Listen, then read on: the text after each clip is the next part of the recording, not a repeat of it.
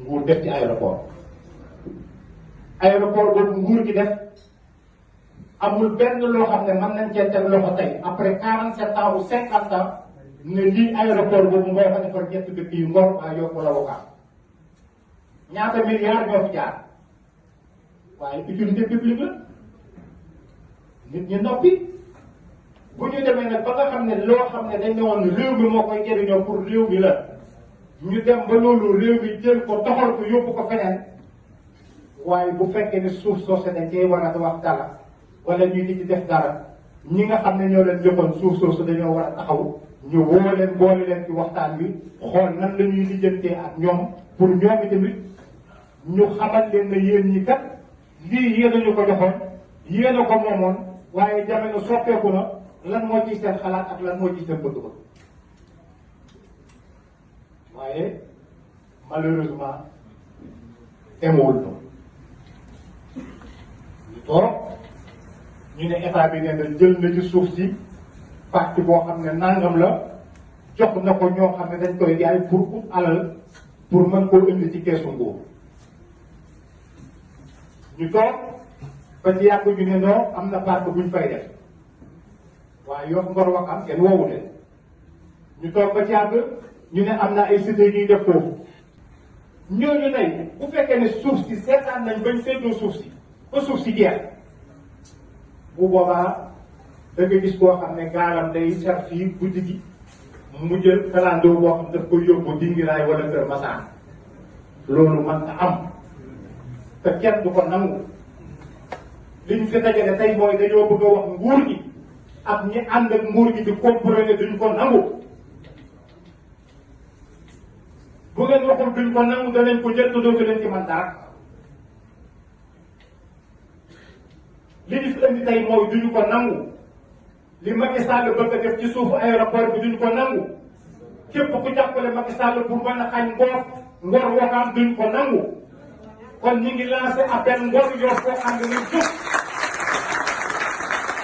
ñu ne Ngor Yoff Ouakam kaay leen ñu booloo seet nan la ñuy xeexe daje bii tey Ngor mi ngi fi Yoff mi ngi fi Ouakam mi ngi fi kon dañuy wax alhamdulilahi rabbil alamin ñuy dellu si di wax ne dafa am ñoo xam ne dañ koy ñëw ngir jàppale ñi nekk suñuy kilifa ñi nekk suñuy nijaay ñi nekk suñuy baay ñi nekk suñuy dëkkandoo ñi nekk suñuy borom ñu ngi leen di jaajëfal bu baax a baax lii ñuy woote taxawu Ndakaaru bu ñëwee da cee bokk loo bokk kenn du la ci woo da ngaa war a ñëw teg fekke kon ñu ngi leen di jaajëfal bu baax di wax leen ne gis nañu seen taxawaay ay at yi at ma xam ko ci jub xam ko ci dëgg bis bii bi mu amee kenn sant ma pour ma invité Mame Matar kóllëre bi ma seq ak moom moo tax ma invité dafa dañuy jógee ne Ngor Yoff Ouakam wax naa leen ne am naa koo xam ne sama xarit la sama wëllëre la maa ko invité pour que mu ñëw teew tey ci bis bi kon Mame Matar maa ngi lay gërëm bu baax a baax maa ngi yow li ñu boole ñu collectif waaye nag fépp fu ma taxaw yaa nga fa ñu ngi lay ñaanal yàlla na la yàlla defal jàmm xeex bi ngay xeex muy jëm ci lu baaxal réew mi luy dëgëral diine luy bañ a yàq tradition yi luy bañ a yàq dëkk bi nga di ci nekk yàlla na la yàlla kattanal ba lépp loo xam ne yaa ngi ko ciy def yàlla bàyyi la ci loolu laa ne woon dinaa leen ko wax maa ngi gërëm ñëpp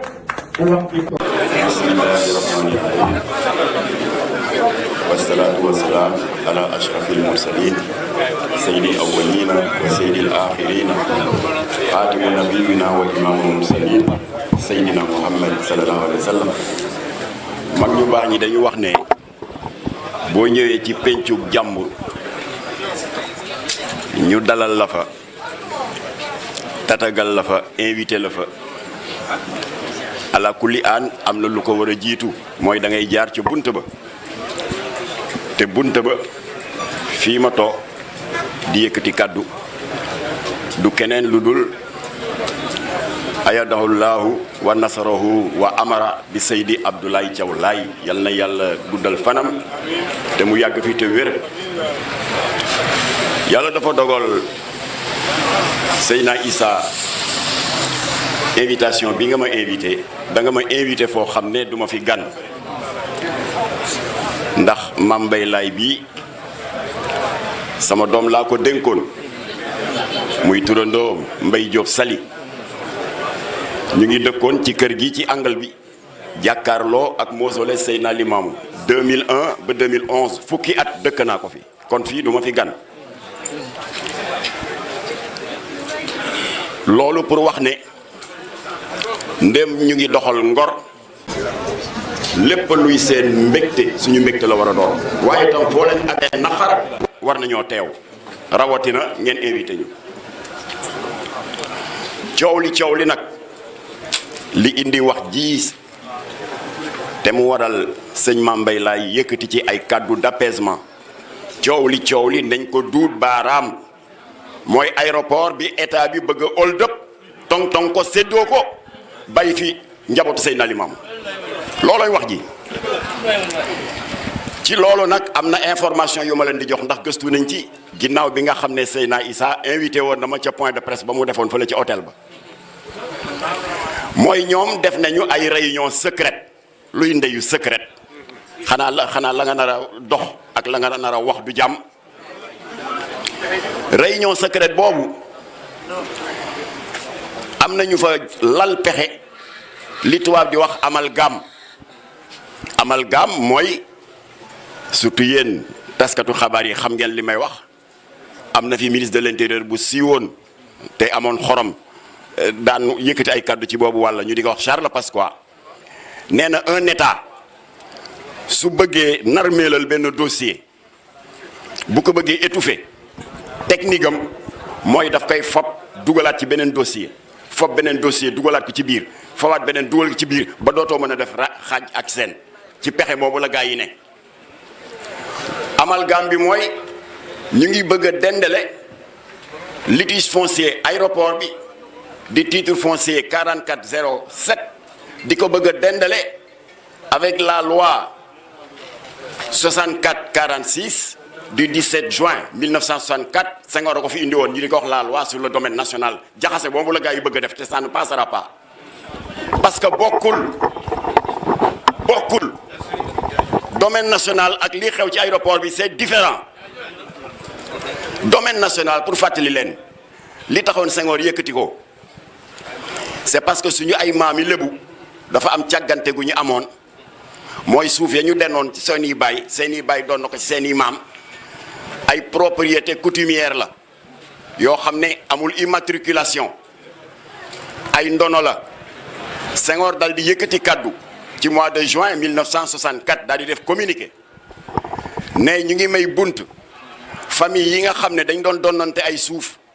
ba mu egsi ba ci seeni génération ñu ngi leen di may bunt pour ñu régulariser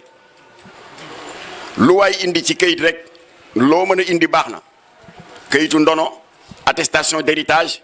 ngeen rapproché wu des services du cadastre et des domaines ñu immaturité ko ngeen am titre foncier loolu moo taxoon a jóg la loi sur le domaine national.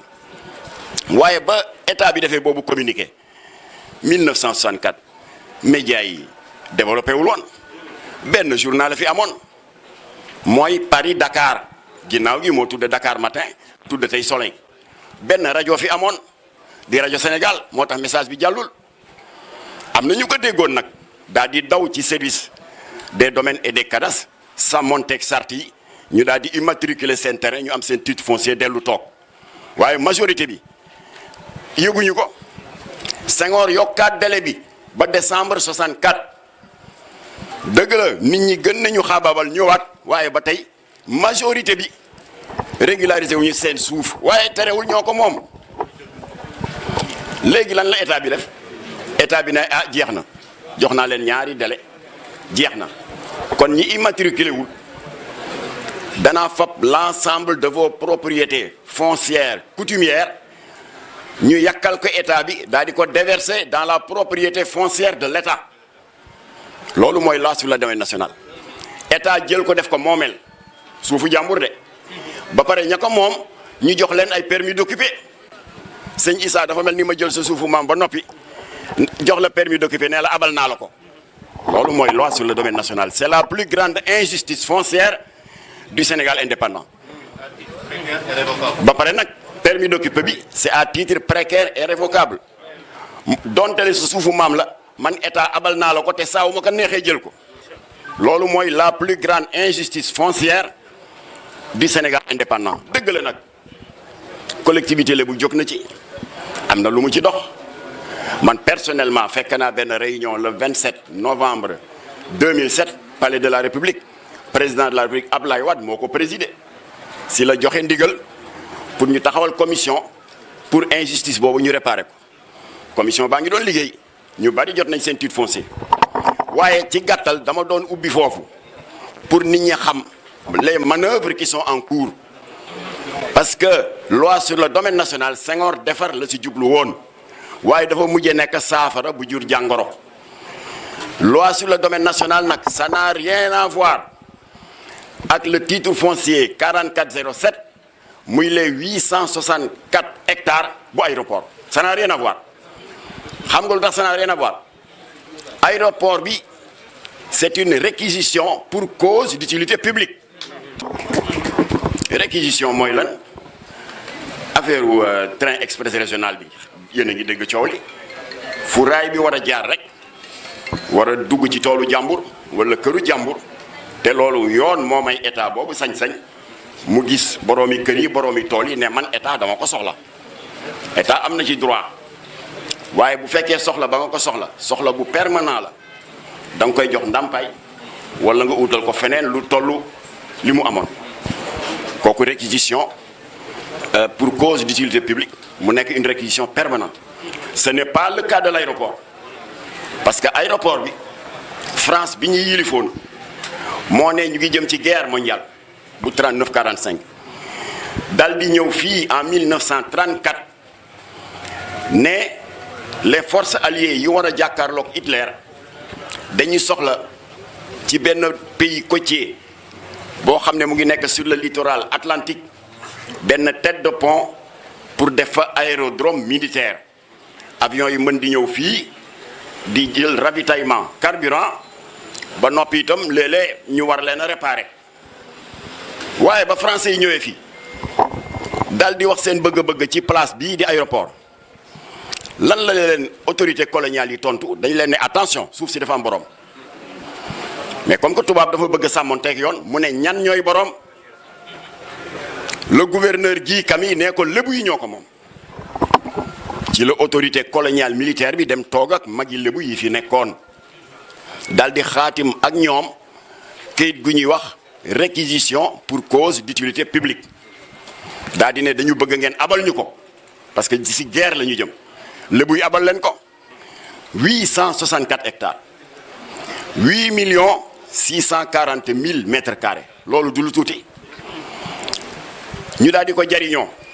ba guerre ba jeexee en 1945 ñu teg ci ñaari at 1944 le pouvoir colonial militaire ne moom sama mission jeex na daal di jël suuf si jébbal ko le pouvoir colonial civil ñooñu transformé aérodrome bi parce que aérodrome la woon avant aérodrome militaire ñu transformé ko def ko aéroport moderne avec une fonction commerciale ñooñu ñoo dem nag ba indépendance ñëw ñu jébbalaat ko ba tey boolewu ñu lébu ci waxtaan bi ñoom ñu moom suuf si ñu daal di ko jébbalaat le pouvoir administratif du Sénégal indépendant mu daal di tàbbi ci loxo état parce que yoon dafa wax ni autant may nañu état le droit mu def réquisition forcée pour cause d'utilité publique autant le même texte dafa ni bu fekkee li taxoon nga def réquisition bi c'était limité dans le temps et c'était le cas parce que guerre bi 39 la jeex 45 alors bu fekkee c'est limité dans le temps soo paree ñaar moo mën ne nga delloo boroom alalam wala nga jox ko ndàmpaay état defu ci bii defu ci bee waaye terewul ba tey suuf si ci loxo lébu yi la ne alors léegi nag ñu dem ba yàgg ñu ne dañuy moderniser aéroport bi léegi dañ koy toxal lébu yi daal di dundewaat yaakaar daan ne ah xanaa nag dinañ wax ci ñun ba tey état faalewu leen dal di toxal yemuñu ci toxal nag dañu commencé may bët les 864 hectares ma jox leen information tong-tong bi mu ngi commencé le 1er mars 2013 et je prends à témoin le premier ministre Abdou Mbaye qui était là ci la séddoo bi commencé maa ngi ak benn lettre boo xam ni parce que defe nañ ne Jamra bu ne maa ngi ak lettre rek ñu defe ne liste góor jigéen ñi maa ngi ak benn lettre boo xam ne le premier ministre Abdou Mbaye moo ko bindoon le ministre de l'intérieur de l'époque mu di Pathé Seck ne ko jot na ay information may Abdou Mbaye ministre de l'intérieur premier ministre que 864 hectares aéroport bi te nga xam ne léegi aéroport bi day toxu am na ñu tàmbali di ci def des actions irrégulières et des occupations irrégulières mu daal di jox ndigal ministre de l'intérieur ne ko créel ma une commission nga saytul ma loolu le 1er mars 2013 Abdou Mbaye ak may dégg waaye dañ ci teg di ay fan yu néew rek le 10 avril 2013 ñamu sasoon loolu def rapport yónnee ko waaye rapport ba benn liste la liste tong-tong maan yi ñii prévoir nañu ay villa de luxe ñii prévoir nañu tabax fa restaurant ñii prévoir nañu ay dancing ak casino kartukaay xaalis xeetu mboy yàlla yépp mu nga ca plan ba Abdou Mbaye jot na liste boobu le 10 avril 2013 kon tong-tong bi ak tooñ bi ak jël alalu jàmbur di ko séddoo te waxoo ak moom 2013 la commencé na ngeen xam loolu pendant ce temps ñu ngi tong-tong loo xam ne tànk ko moom Wakam Ngor Yoff pendant ce temps ana waa tànk mais y a l'avancée de la mer Wakam Ngor Yoff dafa xat léegi appel Seydina Limamou yéen a ma ko gën a xam bu amee parking amu fi man gis naa ñoo xam ne dañuy gaare seen oto pas droit jël taxi ñëw bu nawet ñëwee inondation bi day ñëw ba rajaxe Maguilène Senghor doomu Yoff doomu Wakaam doomu Ngor ñu ngay buuxante ci pantre yi da ngay gis pantre 4-5 xale fanaan fa xale yaa ngi buuxante ci perron yi man gis naa kër goo xam ne xale yi ca waañ ba la ñuy fanaan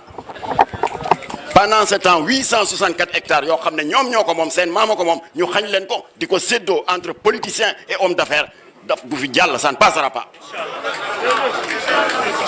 léegi nag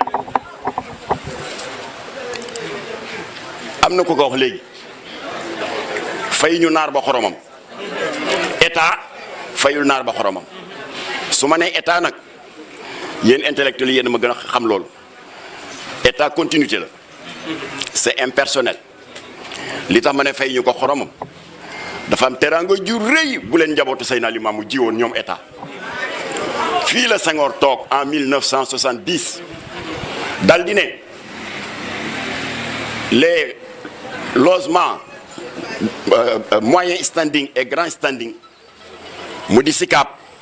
mu di Mermoz et cetera poste sénégalais attanu ko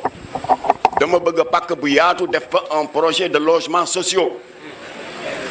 gars yi ne ko ah demal nga seetu lébu yi ñoom bari nañ suuf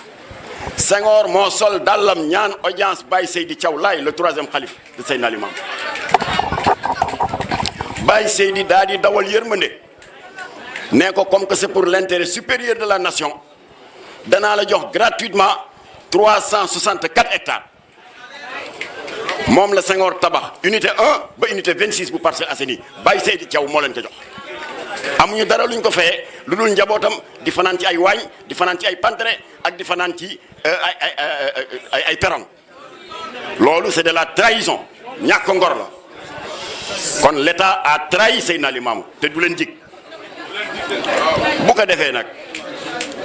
léegi dañu nekk ci wutum solution la ñu ne parce que solution war naa mën a ne solution bi moo di benn rek laa ci cité solution bi moo di la caisse de dépôt et de consignation xam nga bokk na ci tong-tong bi moom état jaay na ko 50 hectares état encaissé na ci 60 milliards yaa xay état 60 milliards war na koo mën a muñ jox ko lébu yi benn solution ngoog na état annulé contrat caisse de dépôt et de consignation 50 hectares yi mën na ko daal di ko delloo le collectif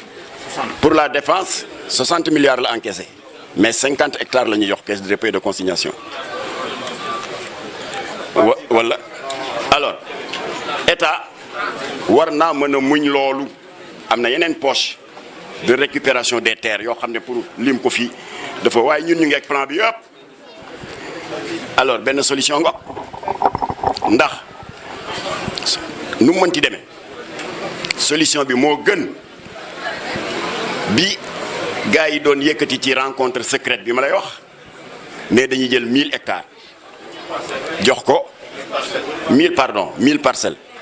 jox ko par collectif waaye fi nga xamee ni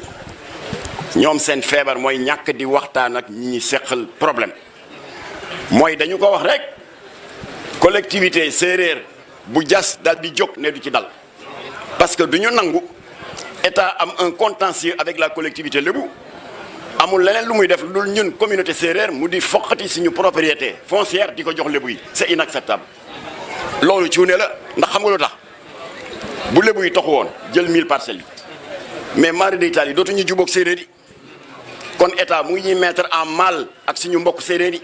loolu du solution on rejette cette solution là 10 000 mètres de parcelles sax bëgguñu li ñu bëgg mooy li suñu maam yi moom mooy le titre foncier 4407 bi nekk fii te suñu maam yi abaloon ko le pouvoir colonial sur la base d'une réquisition pour cause d'utilité publique qui était limitée dans le temps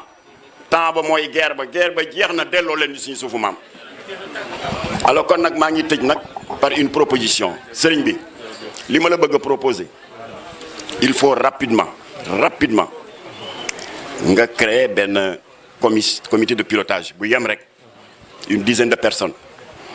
ngeen saisir officiellement le président de la République te bu leen nangu benn intermédiaire mooy yooyu daam mooy di wax layam yi bu leen nangu kenn ku ñëw di layam yi seen diggante ak président vous n'avez qu'un seul et unique interlocuteur c'est le président Macky Sall parce que c'est lui le principal responsable pour ça nag li ma leen di ñaan te defe naa Serigne Mame Mbaye junj na ko sànq mooy opinion nationale bi yëpp ils sont de tout cœur avec vous parce que ñëpp a xam nañ ne vous êtes victime d'injustice kon li ma leen di ñaan waa Jamra di leen ko ñaan parce que Jamra waxtaan naa ci ak ñoom avant may ñëw li ñu leen di ñaan fexe leen ba bu leen toññar bi toññar bi mooy ñu tooñ la nga def une réaction tellement disproportionnée ñu mujjee fab toor di jox la ko te fekk yàlla ci dëgg c'est important maa ngi sant yàlla bi nga xam ne depuis le début lépp yéen a ngi koy dox ci discipline donte le am ngeen na xëy xor mais loolu suñu borom moo ko santaane ndax moo wax yonent yàlla Moussa ne ko booba Firawna ñëpp a xam nañ ne noonu yàlla la tooñkat la jàpp askanu Bani Israël yëpp def leen ay jaam de génération à génération ñuy travailler sans salaire travaux forcés ba pyramide yëpp ñoo ko tabax ba seen nattu jeexee ñu war leen a libéré suñu borom moo doon yónni yonent yàlla Moussa waaye lan la ko wax Seydina Moussa mu ne ko la bay mu ne ko maa ngi lay yónni ci kàccoor bu mag a mag di Firawna mu ne ko dëgg la kay mu ne waaye nag boo demee da nga wax ak moom ci teggin yéen a nekk ci dëgg mais teggin gii am fii bu leen tàggoog moom na ngeen continuer am la sympathie de toute l'opinion publique sénégalaise parce que opinion bi yëpp ànd nañu ak yéen te ñun suñu làmmiñ lañu yor tàmbali naa ko démb à 2S defe naa suivre ngeen ko 2S pour sénégalais yi xam ne dañu leen tooñ ah comme que dañu leen tooñ nag teg leen yëpp ci teggi sëñ Issa leetar ba na gaaw dana am ku ma la booleel pour mu